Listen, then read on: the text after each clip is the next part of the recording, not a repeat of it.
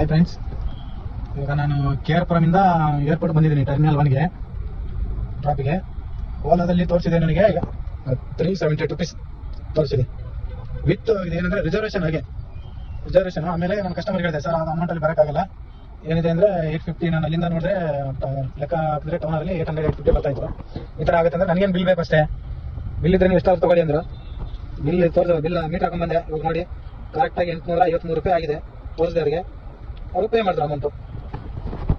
ನೋಡಿ ಪೇ ಮಾಡಿದ್ದು ತೋರಿಸ್ತೀನಿ. ಅವರು ಪೇ ಮಾಡಿ ಕಸ್ಟಮರು ಏನಿಲ್ಲ, ಕಸ್ಟಮರ್ಗೆ ಮುಂಚೆನೇ ಹೇಳಿರ್ಬೇಕು, ಸೊ ಈ ಥರ ಅಷ್ಟಲ್ಲಿ ಬರೋಕ್ಕಾಗಲ್ಲ. 378 ರೂಪೀಸ್ಗೆ 35 ಕಿಲೋಮೀಟರ್ ಯಾರು ಬರೋಕ್ಕಾಗುತ್ತೆ? ಯಾರು ಬರ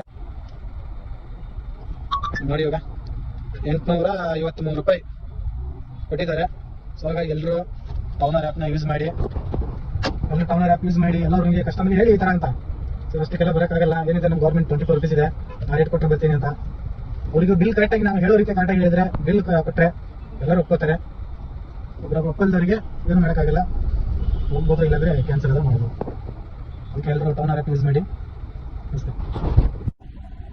ಅದು ವಿತ್ ರಿಸರ್ವೇಷನ್ ಇತ್ತು. ರಿಸರ್ವೇಷನ್ ಸಲುವಾಗಿ ನಾನು 100 ರೂಪೀಸ್ ಎಕ್ಸ್ಟ್ರಾ ಆ್ಯಡ್ ಮಾಡಿದ್ದೀನಿ ಅದರಲ್ಲಿ. ಯಾಕಂದರೆ 20 ನಿಮಿಟ್ಸ್ ಮುಂಚೆನೇ ಹೋಗಿ ನಾನು ವೇಟ್ ಮಾಡ್ತಾ ಇದ್ದೆ ಕಸ್ಟಮರ್ಗೆ. ಬುಕ್ ಮಾಡಿದ್ದೆ ರಿಸರ್ವೇಷನ್ ಓಲಾದಲ್ಲಿ 20 ನಿಮಿಟ್ಸ್ ಬಿಫೋರ್ ಮಾಡಿದ್ರು, ಹಾಗಾಗಿ 100 ರೂಪಾಯಿ ಎಕ್ಸ್ಟ್ರಾ ಮಾಡಿದ್ದೀನಿ. ಸೊ ಅದರಲ್ಲಿ ಆ್ಯಡ್ ಆಗಿದೆ, ಟೌನರ್ ಆ್ಯಪಲ್ಲಿ ಆ್ಯಡ್ ಆಗಿದೆ.